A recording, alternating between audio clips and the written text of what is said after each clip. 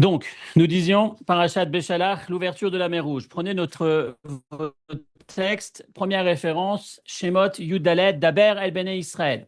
Essayons de comprendre ce qui s'est véritablement passé. Donc, la sortie d'Égypte a eu lieu un jeudi, exactement comme cette année. Donc, le Shabbat, cette année, l'organisation de Pessah cette année sera exactement le même que celui de l'époque de la sortie d'Égypte. Donc, jeudi, ils sortent d'Égypte. Euh, Le Shabbat d'avant qui précède, c'était donc le 10, exactement comme cette année. Et une fois qu'ils sont sortis d'Égypte, ils avancent, ils évoluent, et ils arrivent, ils se retrouvent devant la mer à un moment donné. En fait, ils sortent d'Égypte et ils suivent le GPS de l'époque, qui était cette colonne de nuée qui leur indiquait où aller. Donc en gros, la colonne de nuée était celle qui leur servait de guide. Ils suivaient ce guide, tout allait bien, jusqu'au moment où Daber el Bene Israël veyashuvu veyachanu lifnei piachirot. On ne sait pas pourquoi, il y a un genre de demi-tour, et on a cette colonne de nuée qui les emmène dans un coin dans lequel, en théorie, ils ne devaient pas se trouver, Ben Migdol ou Ben Ayam. Donc ils avaient une tour d'un côté, ils avaient une idole de l'autre côté, une tour de surveillance d'un côté, une idole, un monument monstrueux de l'autre, impossible d'y aller de l'autre côté, devant eux la mer, et derrière eux, les Égyptiens qui vont les poursuivre. Qu'est-ce qui s'est passé en fait? Rachid dit il fallait revenir en arrière, les Tzad Mitzrayim, Ayom Akrivim, Kolem Ashlishi. Donc en fait, ils étaient en train d'avancer, ils partaient, et puis d'un coup, au troisième jour, il y a ce revirement, et ils se retrouvent, l'Ifne Piachirot, ils se trouvaient entre ces deux énormes monuments impossible d'aller ni à droite ni à gauche, et devant eux la mer. Lorsque le pharaon entend, lorsque l'information remonte auprès du pharaon qu'ils étaient perdus dans le désert, tiens, il se dit, c'est peut-être l'occasion d'aller récupérer toute cette masse salariale que j'ai, tous ces employés que j'ai laissés partir, que je vais récupérer gratuitement. Et il se dit, j'y vais. Et c'est ce qui fait qu'il part, à ce moment-là, il part au combat. Il part au combat, il part les récupérer. Et le peuple juif se retrouve justement dans cette impasse, situation très difficile qui va faire que, à la sortie de cet épisode, effectivement, Dieu va être obligé d'ouvrir la mer. Dieu va dire à Moshe, prends ton bâton, on frappe la mer, etc. Et la mer va s'ouvrir, le peuple juif va traverser, etc., etc. Donc l'épisode de la sortie d'Égypte est poursuivi, se poursuit cette semaine par l'épisode de l'ouverture de la mer, parce que justement, bizarrement, il se retrouve bloqué, coincé à cet endroit. Le Ibn Ezra pose la question, et c'est une question qu'on peut se poser. Je pense que certains d'entre vous ont déjà regardé simplement l'actualité, regardé une carte, et le Ibn Ezra pose la question, il y a dati qui en yamsouf ben Mitzrayim ou Aderet Israël, ven soer shikan. Je ne comprends pas. Si on réfléchit bien, à quel moment, entre l'Égypte et Israël, il y a la mer? Lorsqu'on part d'Israël et qu'on va vers l'Égypte, on ne passe pas par la mer. Il n'y a pas de mer Rouge entre les deux. Il dit, je ne comprends pas pourquoi il y a eu cet endroit. En fait, s'il n'y avait pas eu ce GPS, s'il n'y avait pas eu cet emplacement bizarre que Dieu, la colonne de nuée dans laquelle a emmené la colonne de nuée le peuple juif, on n'aurait pas eu à se retrouver dans cet endroit. On n'aurait pas eu à traverser la mer. Donc comment se fait-il que le peuple juif se retrouve en face dans cette situation devant la mer? En théorie, cet emplacement ne devait pas se trouver sur le chemin. Il n'y a pas de mer entre l'Égypte et Israël. Et c'est vrai, quand on réfléchit que depuis le début de l'histoire du peuple juif, Avram va en Égypte avec sa femme. On n'a pas vu qu'il a eu la mer à traverser. On a ensuite Yaakov et ses enfants lorsqu'il y a la famine. Yaakov qui descend en Égypte pour se nourrir. Yosef qui arrive en Égypte vendu. On n'a jamais vu qu'à un moment donné, il ait besoin de traverser la mer. Tout depuis le début de la Torah, depuis le Chumash Bereshit. Toute l'histoire que nous lisons depuis le début, à aucun moment on voit que pour descendre d'Israël en Égypte, on ait besoin de traverser la mer. Et pourquoi en sortant d'Égypte, le peuple juif se retrouve devant la mer avec l'impératif d'avoir à ouvrir cette mer? Vous avez un petit dessin, je ne sais pas en quelle mesure il est très clair, mais vous avez, je vais quand même vous le montrer. Il est en tout petit, mais en gros, il y a deux chemins qui permettent d'aller de l'Égypte d'un côté. L'Égypte, c'est le bas, le haut de la carte, c'est Israël. Ok. Pour aller de l'Égypte vers Israël, on a effectivement la mer qui est complètement à gauche, la Grande Mer, je dirais, et à droite, on va avoir la mer Rouge. Et on a ce qu'on appelle le canal de Suez, qui à cette époque n'était pas le canal de Suez, c'était un endroit dans lequel qu'on pouvait traverser, qui était complètement sec, j'ai envie de dire. On a le moyen d'aller soit par le bord de mer, aujourd'hui on dirait de cette manière, on suivrait la mer pour aller de l'Égypte jusqu'en Israël, ou alors plutôt côté désert. Mais plutôt côté désert, ça ne m'implique pas d'entrer dans la mer non plus.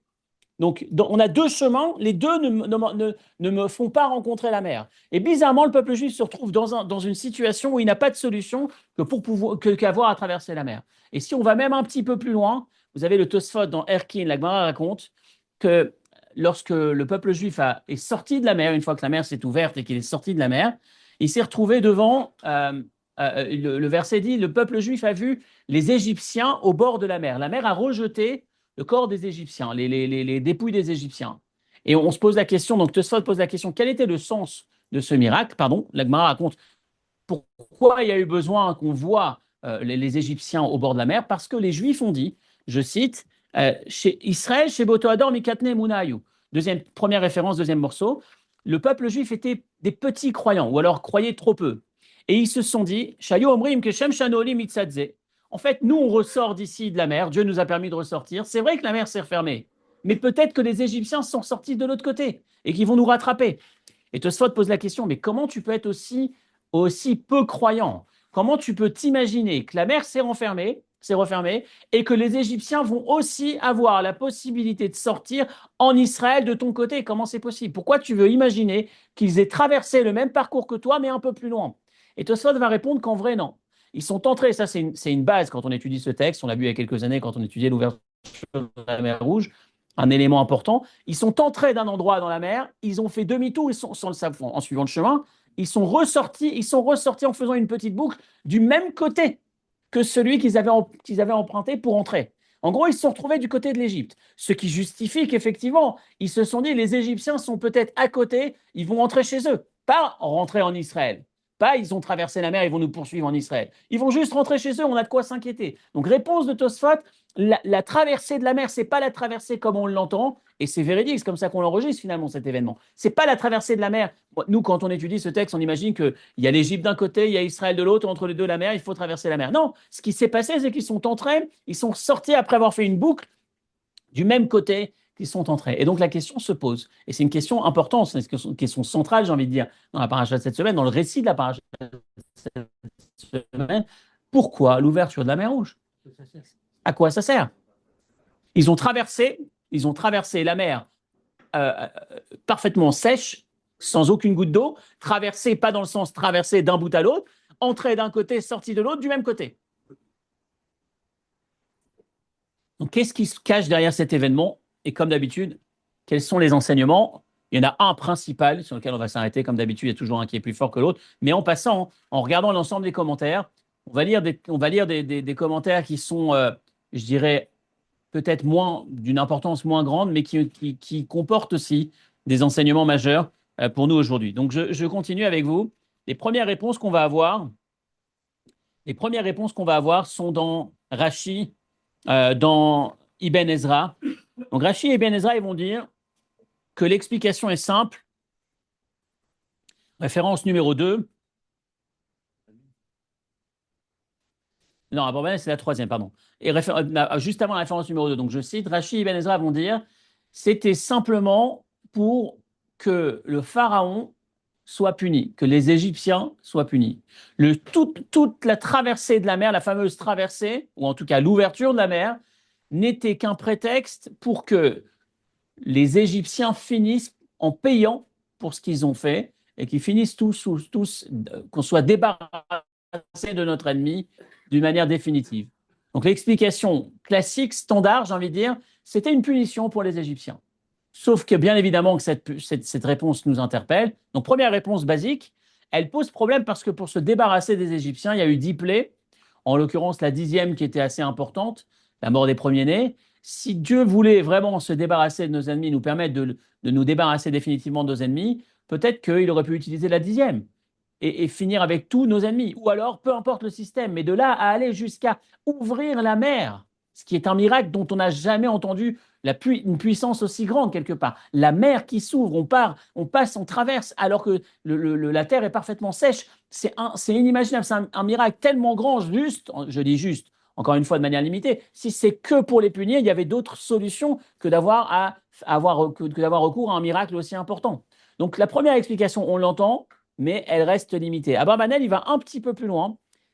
Encore une fois, ça ça nous apaise pas complètement, mais je cite, Abarbanel va dire, Bachar Akadosh Baruch Hu lamit anishar le Mitzrayim beofen anifla hazeh. Dieu a choisi de nous débarrasser des Égyptiens, nos ennemis, par cette manière exceptionnelle, extraordinaire, enfin le miracle aussi dingue. Pourquoi?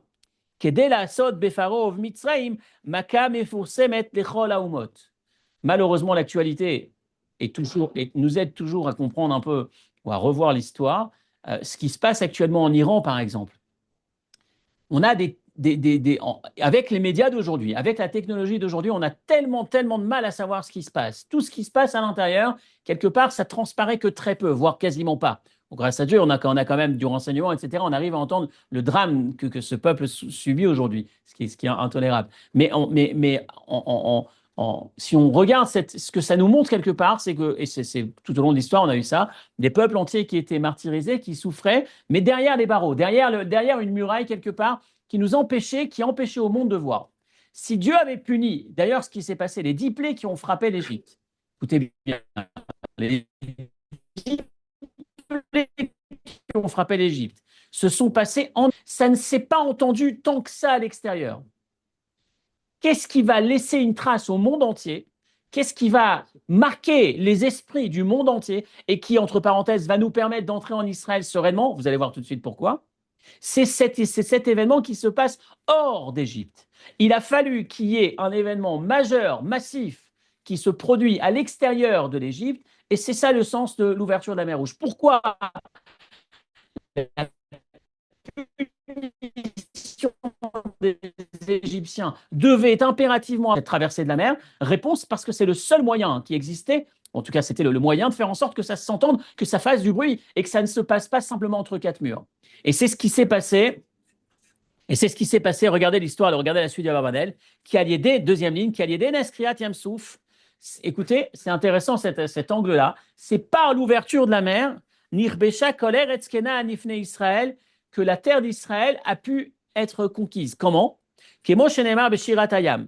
Alors, dans le chant, la fameuse Shira, qui va donner le nom à notre Shabbat, comme je le disais tout à l'heure dans la première partie, le Shabbat Shira, le Shabbat de la louange, du chant, on va dire Shameu Ami Megazun Chilachaz Yoshve Pelachet. Le monde entier, les peuples ont entendu ce qui s'est passé et tout le monde s'est inquiété quelque part de vouloir, de tenter de faire du mal ou de s'approcher du peuple juif, de faire du mal au peuple juif. L'histoire est la suivante. Un peu plus tard, lorsque Yehoshua, Josué, va entreprendre l'entrée en Eretz Israël, qu'est-ce qui va se passer? Il va envoyer des Meraglim, il va envoyer des espions qui vont aller entrer par Jéricho pour vérifier un peu, regarder un peu comment on peut entrer en Israël. Ils vont aller chez une dame qui s'appelle Rachav. Ils vont être ville, vont voir qu'il y a des pas qui laissent entendre que des gens se sont introduits dans la ville. Ils suivent les pas et arrivent chez Rachav, chez cette femme qui est hébergée, ces clandestins dangereux, puisque espions pour le compte du peuple juif, pour entrer en Israël. Elle va à leur rencontre, Rachav, et elle dit aux policiers, non, non, ils sont partis par la fenêtre, je les ai vus sortir, ils sont repartis derrière la muraille. Et elle va prendre ces deux espions, elle va les cacher dans son grenier. Elle va les cacher. Et quand ils vont se poser la question, mais pourquoi elle fait ça pour nous? Pourquoi elle prend des risques aussi importants? Elle risque sa vie pour deux illustres inconnus. Voilà ce qu'elle va répondre. On est maintenant des années après l'événement. Elle va répondre, je cite, Yadati ki natan Hashem lachem et haaretz. Je sais que la terre, elle est pour vous, Dieu vous l'a donnée. Ki shamanu et asher ovish Hashem et me'ayam bifnechem.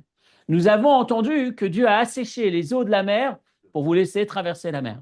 L'événement qui a marqué le monde, les voisins, les peuples environnants, et qui va faire que finalement, ils vont pouvoir entrer en Israël si on lit les deux événements, c'est parce qu'il y a eu cette ouverture de la mer. Donc Abarbanel va dire, certes, une sanction pour les Égyptiens, mais pourquoi celle-ci? Parce qu'il fallait qu'elle soit visible du monde, il fallait qu'elle puisse laisser un impact sur le monde entier. De quelle manière ça pouvait se passer? Il fallait que ça se passe hors de l'Égypte. Voilà pourquoi l'ouverture de la mer. Donc première réponse, il fallait simplement une sanction, ce qui est un peu limité. Deuxième élément, Abarbanel, que cette sanction ait lieu à l'extérieur, forcément à l'extérieur, pour impacter quelque part l'esprit de l'ensemble des peuples du monde. Maintenant, encore une fois, il reste encore, il nous reste encore de quoi réfléchir. D'ailleurs,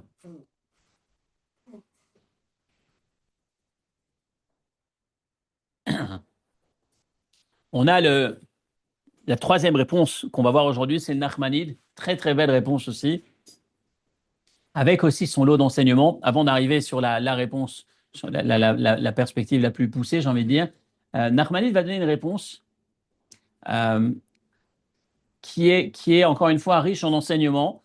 Je cite. Prenez la dernière partie de la référence numéro 2. Shemot Yutret. Paracha de la semaine prochaine, les premiers mots. Yitro. Yitro va venir rejoindre le peuple juif. Ok. Tout le monde a en tête ce passage. Qu'est-ce qui fait qu'Yitro vienne et rejoigne le peuple juif?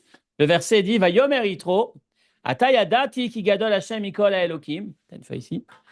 Maintenant, je sais que Dieu est le plus grand des dieux. Rappelez-vous, Yitro, c'était celui qui avait touché à toutes les idolâtries. Il dit pourquoi? Qui va davar asher zadou alehem. Qui va davar, car je me suis aperçu que les Égyptiens ont été punis de la manière dont ils ont souhaité vous faire du mal. On va développer un tout petit peu. Rappelez-vous que Yitro faisait partie du conseil restreint de sécurité qui entourait le pharaon lorsque la problématique démographique du peuple juif s'est présentée devant les Égyptiens. Les Égyptiens se disent, on a donné un visa il y a quelques mois, quelques années, pour 70 étrangers. Encore une fois, l'actualité, c'est incroyable. On a donné un visa pour 70 étrangers et finalement, nous assistons au grand remplacement. On s'aperçoit qu'ils sont plus 70, maintenant ils commencent à devenir des milliers et on a un problème. Et donc il y avait dans ce conseil de sécurité, il y avait effectivement Yitro qui était présent, il y avait Bilam et il y avait le pharaon. C'était vraiment un conseil très restreint, chacun avait... Et Iov, pardon, Iov autour du pharaon. Ils étaient en train de débattre justement de la solution finale, qu'est-ce qu'il fallait faire. Et Yitro a entendu, a assisté au moment où ils ont décidé de, de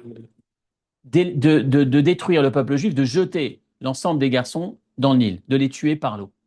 Et là, Yitro arrive et entend, des années après, il entend quoi? C'est à moi, c'est pour moi. Qui va davar asher zadou alehem, il entend que le peuple égyptien, le pharaon et les Égyptiens finissent par mourir dans l'eau.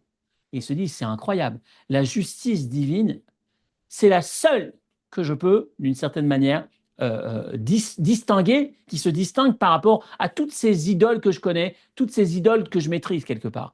Qu'est-ce qui l'a tellement surpris? Et on va aller même un cran plus loin dans la réflexion du Nachmanide. Il va dire, en vérité, il y a une question, la question qui occupe l'ensemble des esprits, de tous les commentaires et même plus, c'est que finalement, si on réfléchit, Dieu a décrété depuis l'époque d'Abraham que le peuple juif devait être esclave en Égypte. Le pharaon ne fait qu'exécuter la mission que Dieu lui a transmise finalement. Dieu a demandé que le peuple juif soit esclave en Égypte, il exécute la volonté de Dieu. Si on va même un peu plus loin, pas seulement que le pharaon ne devait pas être puni, mais il devrait être récompensé, une médaille on devrait lui donner. Si on va encore un peu plus loin, il aurait dû avoir une bénédiction à réciter, j'ai envie de dire, le matin. Je me lève ce matin et j'accomplis le décret divin que le peuple juif devra être esclave asservi en Égypte. Alors pourquoi le pharaon est-il puni? Il y a cette question de prédestination qu'on connaît tous, enfin, la problématique de la prédestination, est-ce qu'il est... Et plus globalement, c'était clairement le plan divin. Je ne fais que l'exécuter. Alors pourquoi une punition? Je cite, hein? Elle est trop loin. Alors, c'est il est allé trop loin sur lequel on va s'arrêter et on va essayer de s'en inspirer. Regardez Nachmanide. De Shemot Yutret, donc ensuite à la fin de l'année, vous avez Ramban.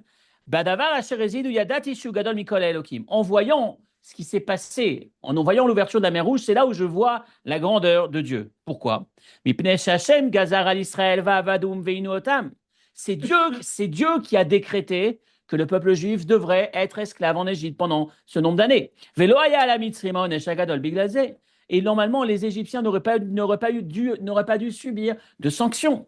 Et donc, El Abekar, chez Zidou Vechajou Lachita Minaolam, il dit, c'est quoi ce que j'ai vu?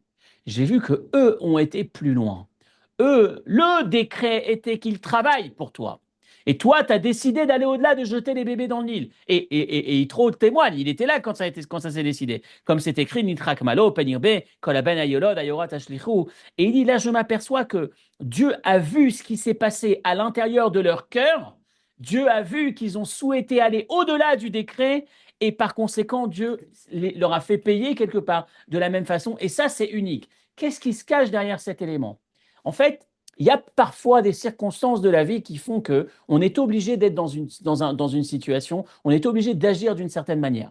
Je prends un exemple, euh, dans un registre complètement différent.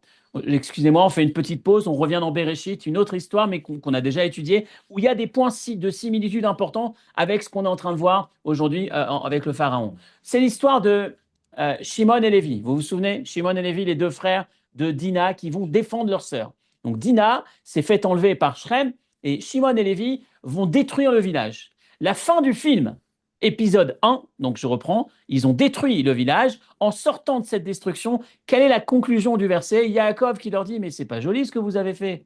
Yaakov leur dit, mais on risque de se faire prendre. Maintenant, les voisins vont vouloir nous faire du mal. Ou ils vont se venger.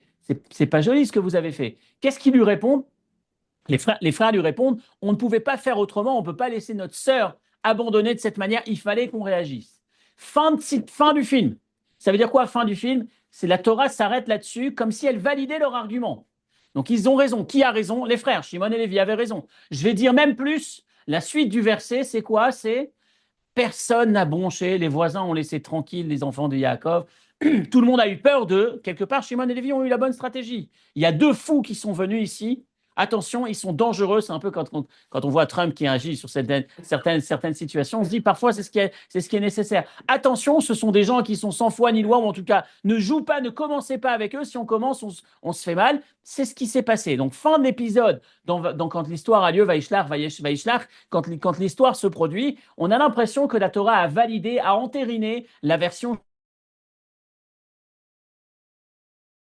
des craintes, il n'a pas émis les craintes, il les a pas repris sur la morale de leur comportement. Il a repris sur le fait que ça risque d'avoir des répercussions. Mais sur la morale, aucun reproche, tout est OK. On a l'impression que tout valide leur attitude. Quand on continue la paracha et qu'on arrive à la fin de la Torah, de Bereshit, Vaïri, lorsque Yaakov meurt, juste avant de mourir, il va bénir ses enfants. Il va bénir chacun de ses enfants. Qu'est-ce qu'il va dire à Shimon et Lévi? Il y a un revirement de situation complet.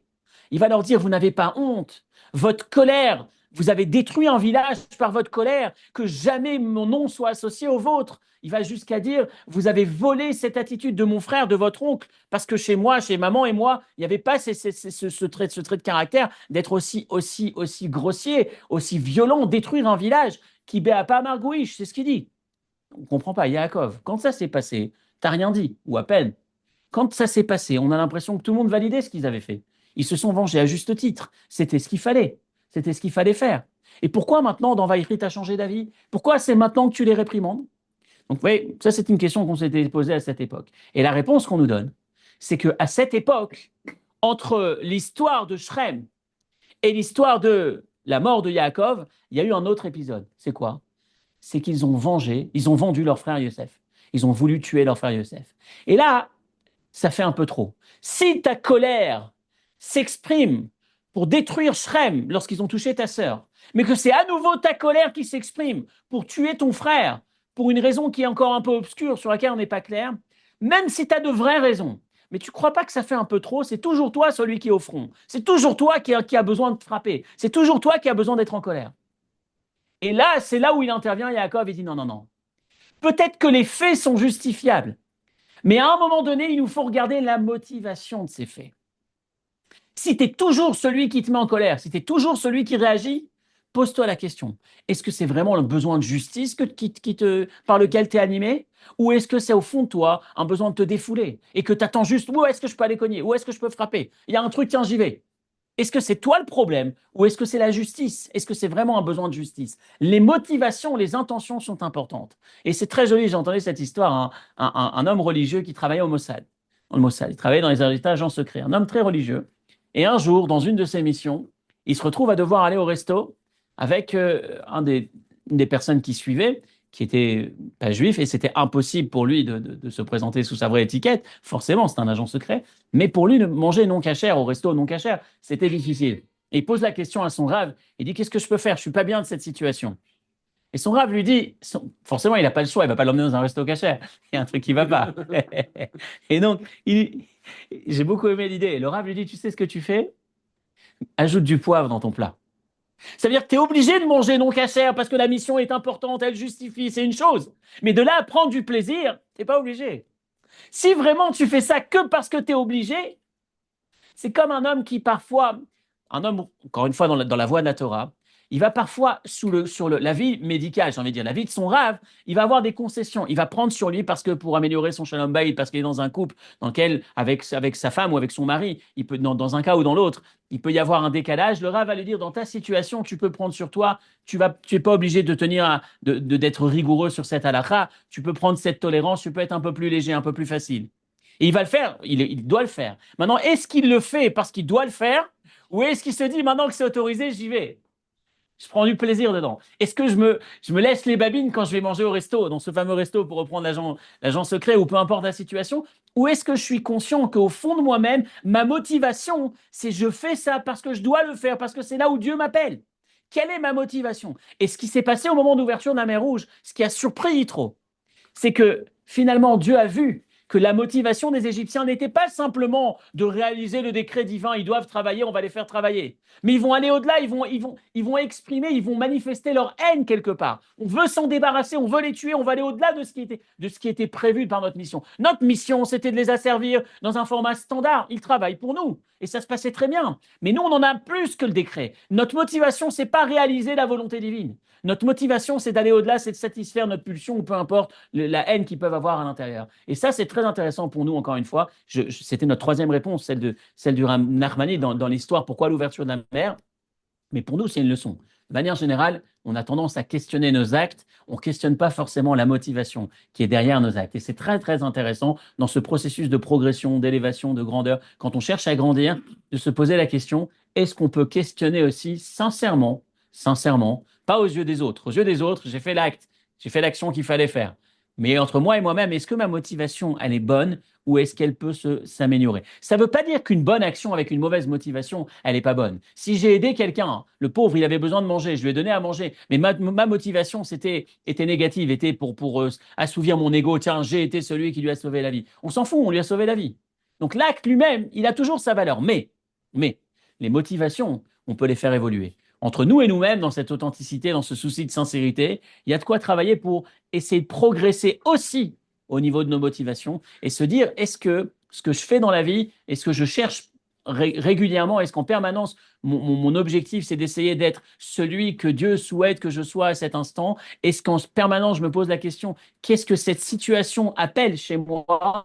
Ou est-ce qu'il y a des motivations un peu plus polluées sur lesquelles je peux encore travailler, je peux encore m'améliorer? Bien évidemment, c'est tout un programme, c'est le programme d'une vie, mais en tout cas, l'avoir en tête en rapport avec cette semaine, c'est notre enseignement au passage. Donc voilà nos trois réponses. Première, c'est une simple vengeance, enfin, une punition pour les Égyptiens. Deuxième, plus poussée, c'est il fallait que ça se passe en dehors des frontières de l'Égypte pour impacter, pour que ça fasse du bruit quelque part. Et enfin, celle de Nachmanide qui dit que c'est l'histoire de la motivation quelque part. Ils ont été frappés là où l'excès de zèle qui révèle sur ce qui se passe à l'intérieur d'eux-mêmes s'est exprimé, c'est-à-dire l'eau et l'ouverture de la mer. C'est là la particularité de cette sanction. C'est ce qui va d'ailleurs impressionner Yitro. Voilà pour notre première partie du cours. On arrive maintenant à notre dernière explication, la quatrième, ou en tout cas celle qui est différente des autres, celle sur laquelle on va s'arrêter aujourd'hui, qui est vraiment le programme d'une vie, et peut-être même plus. Je pense qu'on est tous frappés par ça à chaque instant de notre vie, euh, avec, euh, avec en fond, en trame de fond, j'ai envie de dire, l'illustration suivante. Vous avez un enfant qui naît, vous allez me dire quel rapport on y arrive. Un enfant qui naît. Un enfant, un jeune enfant, par définition, tout être humain a besoin d'attachement, un besoin profond de se sentir lié, connecté à ses parents, aimé par ses parents, aimé de manière inconditionnelle, pour ce qu'il est, pas pour ce qu'il fait. Maintenant, il a ce besoin d'amour et il est né dans un foyer où les parents, pour une raison ou pour une autre, ne savaient pas lui donner cet amour. Soit parce que eux-mêmes n'ont pas reçu cet amour, soit parce que, ils étaient trop pris, ils avaient la tête ailleurs et n'ont pas réussi à se consacrer à donner cet amour, à envoyer, si on peut dire, cet amour inconditionnel à son enfant, à leur enfant. Qu'est-ce qui fait cet enfant? Il est en quête permanente de cet amour qui cherche désespérément à avoir. Un jour, il rentre de l'école et il a un bon résultat. Et donc, il sort un bulletin où il y a une bonne note. Et sa mère lui saute dans les bras. Waouh, bravo, elle lui donne cet amour. Et donc, qu'est-ce qui capte l'enfant inconsciemment? Inconsciemment, il a capté que si je rapporte du bon résultat, j'ai l'amour dont j'ai tant besoin. Qu'est-ce qu'il va faire? Il va passer sa vie à s'acharner à l'école, à s'acharner au travail, inconsciemment sans le savoir. Au fond, qu'est-ce qu'il recherche? Il recherche à obtenir cet amour, cet attachement, ce lien. Et il a perçu très très très jeune que le seul moyen d'obtenir cet amour, c'est en étant productif, en étant efficace. Et il va s'acharner. Le problème, c'est qu'en vrai, qu'est-ce qu'il est en train de faire? Il est en train de se faire du mal. Parce qu'en vrai, c'est pas du tout d'un amour conditionnel dont il a besoin. Mais il est dans ce cercle vicieux. Dorénavant, il a capté cette information et il va passer sa vie à s'acharner, à essayer de plaire aux gens, de réussir, parce que réussite égale attachement égale amour, et donc j'y vais. Et il va passer sa vie à côté de lui-même. Ces traumas qui font qu'on est pollué.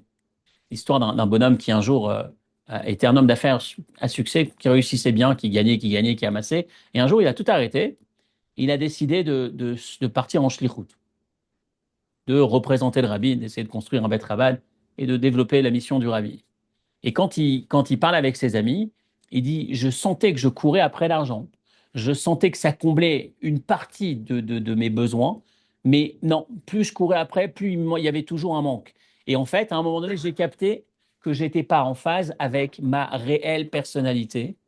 J'étais en phase avec un trauma, avec quelque chose de superficiel, mais j'arrivais pas à me nourrir. Ce qui me nourrit vraiment, c'est là où je suis maintenant. Ça n'a pas été simple à faire ce choix, mais quand je l'ai fait maintenant, je vois que je me retrouve avec moi-même. Ce besoin que je nourris de pouvoir avoir un impact, de pouvoir aider, de pouvoir être présent pour l'autre, ça me nourrit vraiment. Quelle est l'histoire de l'ouverture de la mer Rouge? Qu'est-ce qui se cache derrière l'ouverture de la mer Rouge? Je voudrais vous lire le passage de la référence numéro 3. On y arrive, je commence. J'ai rien expliqué encore. Ah, est-ce qu'on va étudier à moi, Zaket? À moi, Torah. Pardon. Ouais, pardon. Bravo. Bravo. Bravo. Non, comme je n'ai fait qu'introduire l'explication, je ne l'ai pas encore donnée, donc je ne sais pas encore donné de nom. Regardez cette chose incroyable qui se passe. Référence numéro 3. Lorsque les Juifs qui viennent de sortir d'Égypte se retournent et voient le Pharaon, qu'est-ce qu'ils disent à ce moment-là? Écoutez les mots. Ils disent à Moshe, Alosé Adavar Asher Dibarnu Elecha Bemitzrayim Lemor. Mais qu'est-ce qu'on fait ici, Moshe? On te l'avait déjà dit en Égypte. Stop, laisse-nous tranquille. On est super esclaves, on est bien en étant esclaves. Arrête de nous embêter. On préfère rester esclaves en Égypte, c'est du bonheur. Pourquoi tu nous as fait sortir d'Égypte? Vous entendez ça? C'est incroyable. Comment un bonhomme il peut dire ça? Comment on peut entendre un juif qui sort d'Égypte, qui a subi en Égypte, qui dise à Moshe, mais j'étais bien en Égypte, pourquoi tu nous as fait sortir d'Égypte? Et vous savez ce qui se cache derrière? La même histoire de cet enfant que je racontais tout à l'heure. Un esclave, il ne peut pas vivre autrement qu'en étant esclave. Pourquoi? Vous connaissez l'histoire, j'avais raconté dans les Guinness, il y a l'homme qui est resté le plus longtemps en prison. En 1911, un jeune homme, 14 ans, père alcoolique, jeté à la rue, qui se bat tant bien que mal pour arriver à survivre. Il est embauché après quelques années plus tard, enfin, entre 14 et 16 ans, il est embauché dans un hôtel, il travaille dans un hôtel. Un jour, il y a un milliardaire qui arrive à l'hôtel, il le prend, il voit qu'il a de l'argent. D'ailleurs, il n'a pas pris beaucoup, mais il le tue, il l'étouffe, il le tue dans sa chambre d'hôtel. Il se fait attraper, il est jugé, il est en prison, prend perpétuité, 20 ans de prison. Il rentre en prison en 1911. En 1931, il doit sortir. Maintenant, vous imaginez, ça fait quand même un moment, ça se passe aux États-Unis. Problème bureaucratique, problème administratif, on n'a pas l'information, il ne sort pas. Il écrit à toutes les administrations, son courrier, il reste sans réponse. Il ne sort pas, il va rester 60, j'ai noté les chiffres, 63 ans, je crois. Il reste comme ça jusqu'en 1974. En 1974, il a maintenant 80 ans. C'est le plus ancien prisonnier du monde. Et quand il est dans sa prison, l'administration se souvient de lui. Et lui dit, bah, écoutez, on est désolé, on s'excuse, on s'est trompé, vous pouvez sortir, vous êtes libre. Et là, il va faire une demande pour rester encore en prison. J'ai 80 ans, il a passé les 2 guerres en prison. D'accord? Le monde est totalement changé. Il va expliquer que je ne sais pas vivre autrement que, des décisions qui sont prises pour moi. Je ne peux pas prendre de décision. Moi, je sais, tiens, c'est l'heure de manger ton repas. Je ne sais pas, il va falloir que tu t'organises pour préparer un repas. Il obtient gain de cause et il lui donne 6 ans de plus. ans de plus, ça fait 80 ans. Il est resté jusqu'à 86 ans, 86 ans. Il avait 86 ans. Et il va sortir à 86 ans de prison. Il va mourir à 93 ans en dehors de la prison. C'est un homme qui, rappelez-vous des mots qu'on on en parlait il y a l'année dernière, je pense, Vechipazon, qui va Raham. Le peuple juif s'est enfui d'Égypte. Mais pourquoi tu t'enfuis? Pars. Pourquoi tu t'enfuis? Parce qu'en vrai, le peuple juif n'est pas sorti d'Égypte. Il s'est fait sortir d'Égypte. Si ça ne tenait qu'à lui, vraiment, il restait. Parce que l'esclave, il s'identifie en esclave. T'as beau le libérer, il se voit esclave. Et si on était sorti d'Égypte sans l'ouverture de la mer Rouge, on serait resté éternellement ses esclaves. Le seul moyen qui nous permet de sortir d'Égypte et de quitter l'esclavage, c'est cet instant de l'ouverture de la mer. Qu'est-ce que ça veut dire? Quel est le symbole de l'ouverture de la mer? On te révèle ce qui se passe à l'intérieur de toi. Arrête de vivre exclusivement sur ce qui se passe à l'extérieur en répondant à tes traumas, mais découvre une autre facette de ton identité. Et quand tu l'as vue, cette facette, quand tu as été une fois un instant, quand tu as découvert qui tu étais vraiment, ta vie, elle est différente. Qu'est-ce qui s'est passé au moment de la mer, d'ouverture de la mer? Ils ont vu Dieu. Ils ont vu leur Neshama. Ils ont pris conscience qu'ils n'étaient pas des esclaves. Et ce changement, cette vision, cet éclair qu'ils ont eu pendant un instant, le temps d'ouverture de la mer, était décisif, était impératif pour qu'ils puissent ensuite devenir le peuple libre, le peuple juif qui reçoit la Torah. Sinon, ils seraient restés sortis d'Égypte, mais esclaves profondément. Pour sortir de l'esclavage, il y avait besoin qu'on leur montre qu'il y a autre chose dans leur vie qu'être esclave. Et comment on leur montre qu'il y a autre chose? En ouvrant la mer. Ouvrir la mer, c'est le symbole d'avoir accès à ce qui se passe derrière toutes ces couches de superficielles d'identité auxquelles tu t'identifies et tu poursuis, tu réalises toute ta vie en fonction de ces traumas qui ne sont pas ce que tu es vraiment. Et ça, c'est le symbole de l'ouverture de la mer. Et spirituellement, ce que ça donne, là maintenant je cite Torah, deuxième partie de la référence numéro 3.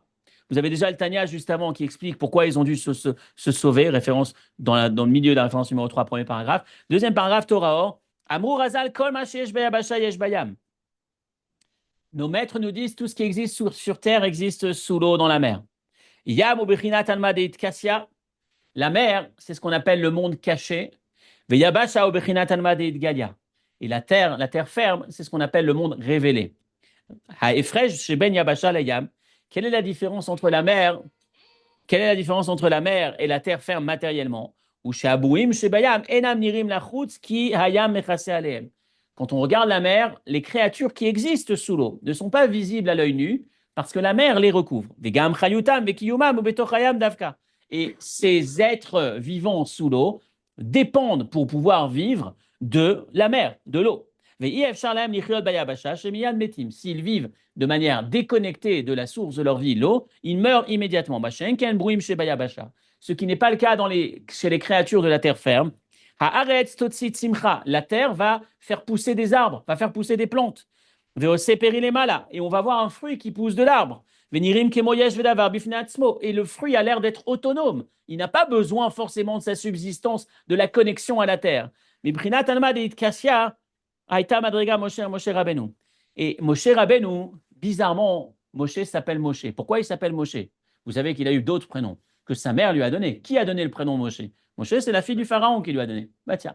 Donc, en fait, il s'appelle Moshe parce qu'il a été tiré de l'eau. Et pourquoi le seul nom qui nous reste de Moshe, c'est celui qui a été donné par une étrangère? Pourquoi tous les prénoms hébraïques? Parce que Moshe, il y a des doutes. Certains disent que c'est hébraïque, certains disent que c'est égyptien, parce que c'est une égyptienne qui lui a donné. Pourquoi est-ce que le prénom de Moshe, c'est ce Moshe, et pourquoi ce ne serait pas les autres prénoms hébraïques qu'il a reçus de sa maman? Réponse, parce que Moshe, c'est celui qui le définit le mieux. Kimina Maïm Meshitiou, il a été tiré de l'eau. Moshe, c'est une identité qui provient de la mer, de l'eau. Qu'est-ce que ça veut dire de l'eau? Le symbole de l'eau, c'est celui qui est en phase avec sa réelle identité, sa dimension authentique. Il est connecté à ce qu'il est. Pas comme sur la terre, quand on nous voit, on vient de la terre, on a tous été créés à partir de la terre, mais on arrive à vivre de manière autonome et donc séparés. Alors que dans l'eau, on est tous unifiés avec la source de notre existence qui est une évidence. Moshe, c'est une créature qui bégaye. Pourquoi il bégaye? Parce que son message ne prend pas en compte les paramètres de son auditoire, initialement. En tout cas, le symbole de ce que ça représente. Moshe, c'est celui qui vient de l'eau, qui est connecté à sa source, qui représente sa source, sans faire d'obstacle, sans faire écran entre les deux.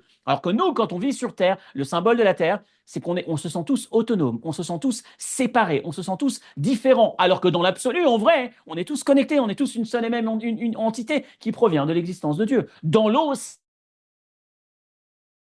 manifeste en dehors de l'eau, ça ne l'est pas. Nous vivons tous en dehors de l'eau.